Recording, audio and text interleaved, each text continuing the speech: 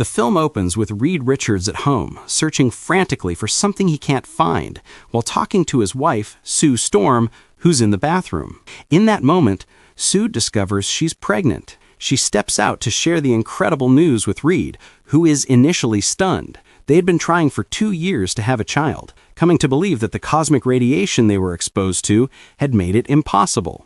But now, against all odds, they're going to have a baby. Overjoyed, they embrace. Sue tells Reed they must raise their child far away from the dangers that come with being superheroes. On the television, a celebration is underway, marking the 4-year anniversary of the Fantastic Four's public debut.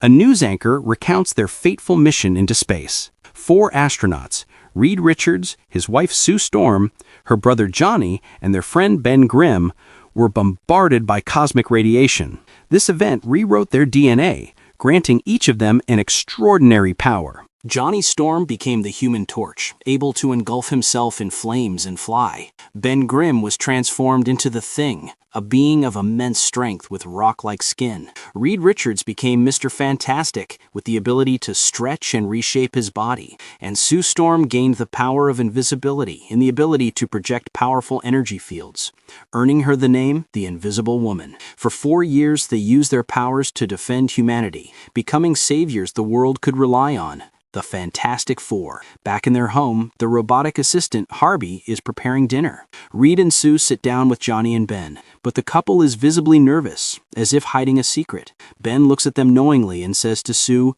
"I've got a feeling you're pregnant." Stunned that he figured it out, Sue confirms it's true. The room erupts in celebration. Johnny is ecstatic about becoming an uncle. The news spreads like wildfire across the globe, and the world begins a countdown to the arrival of the new baby. A pressing question emerges: will the child inherit their powers or be an ordinary human? This question consumes Reed. He designs an advanced examination bed to scan the fetus, while also showing Johnny a new invention: a teleportation device capable of moving any object from one place to another. However, when Reed wants to perform the scan, Sue is hesitant. She reminds him they've already run countless tests, none of which showed anything unusual about the baby.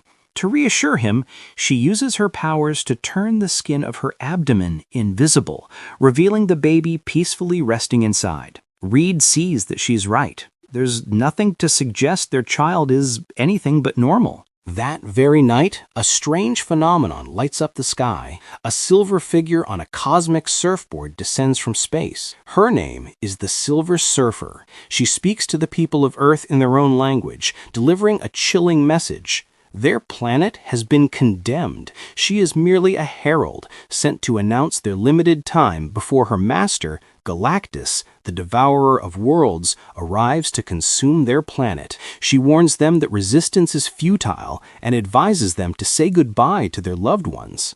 As she ascends back into space, Johnny, the Human Torch, flies after her, managing to grab onto her board.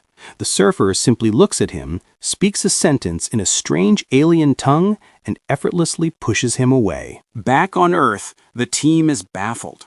Who is Galactus, and why would he destroy their world? Reed reveals he tracked the surfer's energy signature, discovering a pattern of destroyed planets across different dimensions that perfectly matches her appearances.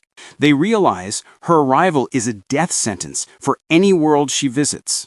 Reed declares they must find Galactus and stop him before he reaches Earth. Johnny interrupts, insisting the phrase the surfer spoke to him was significant. He feels a strange sense of emotion in her voice and recognizes the language from old radio signals they had intercepted from space, messages no one could ever decipher. He believes she was trying to tell him something important, but the others dismiss it, focused on preparing for their urgent journey into space. Days later, the world watches as the Fantastic Four board their rocket, carrying the hopes of humanity on their shoulders. After traveling through the cosmos, they arrive at a dying planet being literally eaten from within. A colossal ship emerges from the planet's core, the ship of Galactus. Sue immediately activates her powers, cloaking their vessel as they stealthily approach.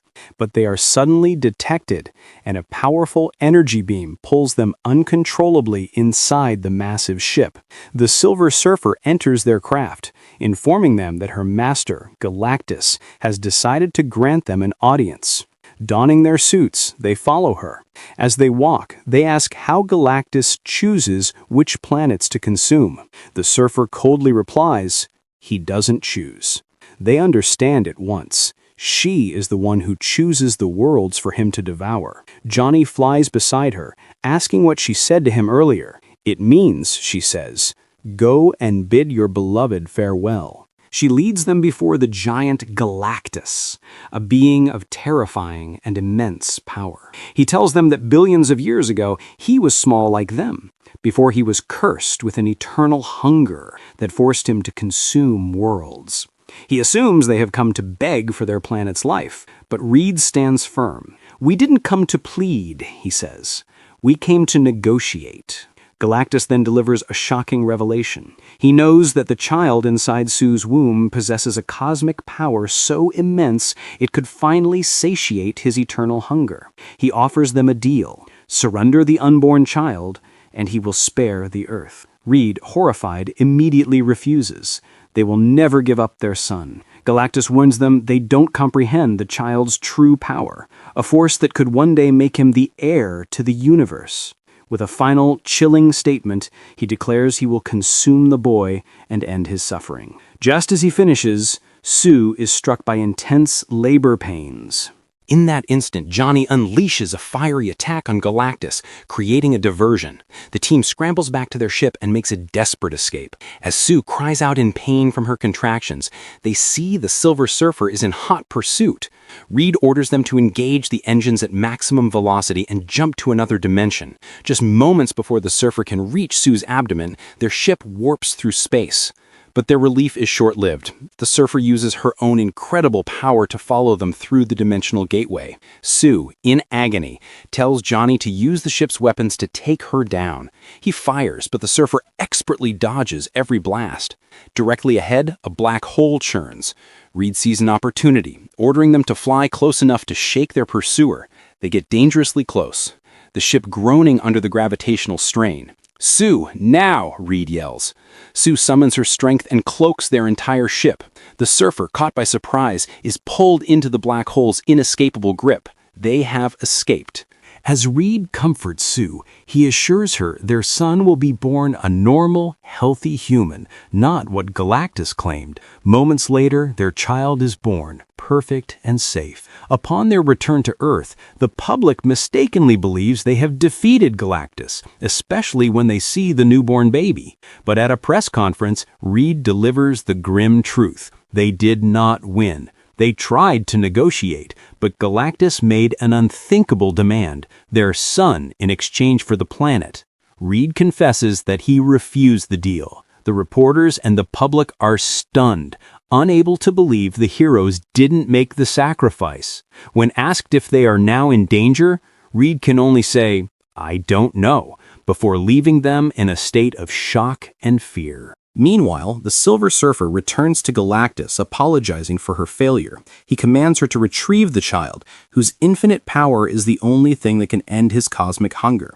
Back home, Johnny shows Sue the recordings of the Surfer's language. He explains that for years they received messages in this same language from deep space, but never knew their origin or meaning. He is convinced that if he can decode it, he can understand and maybe even communicate with the Silver Surfer. In the days that follow, public opinion turns viciously against the Fantastic Four. News programs debate their selfishness, demanding they sacrifice the child to save the world. The pressure is immense. Reed promises Sue he will never let that happen. Sue, holding their son, agrees she could never give him up. With newfound resolve, she walks out to face the angry crowds gathered outside their home. Holding her son, Franklin, she speaks to them not as a hero, but as a mother. She tells them her son is just a child, like any of theirs, and that she feels the same love and protective instinct as any mother. She says she shares this with them because she knows they will understand that sacrificing her son is impossible, But, she vows, this does not mean they will sacrifice the world. She considers the world her larger family, and she promises to fight to protect it with everything she has. Her heartfelt plea works. The crowd's anger turns to empathy, their hope renewed. Inspired, Reed devises a brilliant, audacious plan. He will use his teleportation technology not to move an object, but to move the entire planet Earth to another dimension where Galactus can never find it. The plan requires building massive dimensional bridges in multiple locations across the globe. The people of the world, united once more, race to help build them before Galactus arrives. During this time, Johnny works tirelessly and finally cracks the alien language. He rushes to tell the others, but it's too late. The countdown to activate the dimensional shift has begun. Suddenly, the bridges around the world begin to explode. The Silver Surfer has returned, methodically destroying their only hope, one bridge at a time, until only one remains. They know she's coming for Franklin. Johnny intercepts her. As she chases him, he stops and plays the decoded messages from her homeworld. When the Silver Surfer hears the language of her people, she freezes. Johnny tells her they now understand the messages. Her people were thanking her for saving them. The truth is revealed. Galactus came to her world long ago, and she pledged allegiance to him, becoming his herald in exchange for him sparing her planet and her child. She has been leading him to other worlds ever since, carrying the guilt of her actions. Johnny tells her she is responsible for the destruction of countless worlds, and now she wants to do the same to Earth. Overwhelmed by the guilt she has long suppressed, the Surfer breaks down. Johnny follows her, telling her that he too is just trying to save his world, just as she once did. He begs for her help, but she tells him nothing can stop Galactus, and advises them to take the child and flee Earth before it's too late. The team refuses to abandon humanity. They devise a new plan. They will lure Galactus himself to the last remaining bridge and transport him to another dimension from which he can never return. And to do that, they need bait. With heavy hearts, they agree to use their son, Franklin. Their plan requires evacuating the city. They enlist the help of Harvey Elder, the Mole Man, who agrees to guide the city's inhabitants to safety in his underground tunnels in return for a past favor. As the city empties, the colossal ship of Galactus arrives. They place Franklin in the city square and hide. Galactus descends, his massive form dwarfing the skyscrapers.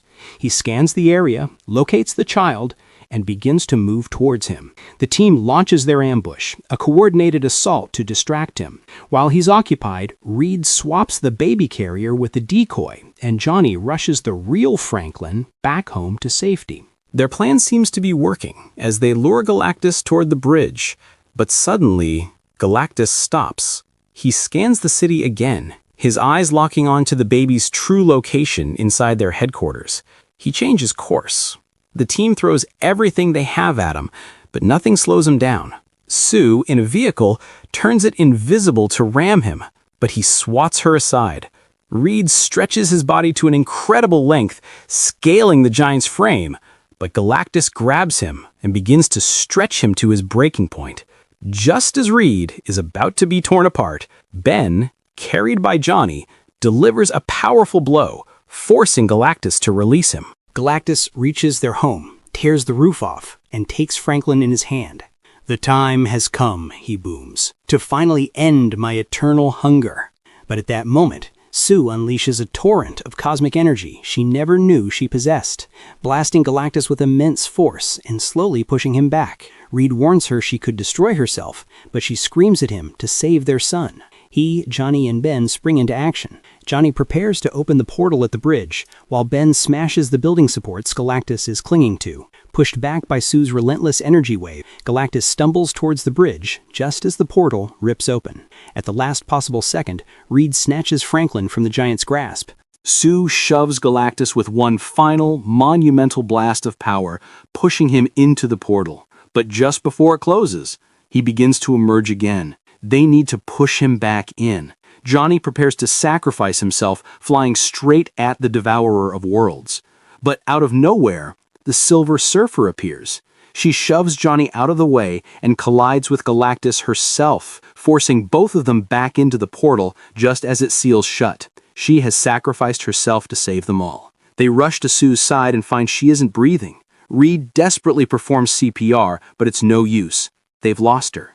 As the baby cries, wanting his mother, Reed places him on Sue's chest. Franklin touches her with both his tiny hands, and a wave of pure cosmic energy flows from him into her. Sue's eyes fly open. She's alive. Stunned, they realize what Galactus meant. Their son isn't like them. He's infinitely more powerful. 1 year later, the city is rebuilt, and the world celebrates its heroes once again. A television producer approaches Reed and Sue with a tiny superhero costume designed for Franklin with the number 5 on it. They politely decline, unwilling to push their young son into the hero's life. Just moments before they're scheduled to appear on TV, an alarm blares. There's a new threat. They race to their vehicle, but not before carefully and painstakingly adjusting Franklin's car seat in the back. After a comical struggle with the straps and buckles, they finally secure him. Then, as a family, the Fantastic Four speeds off to face the danger, together.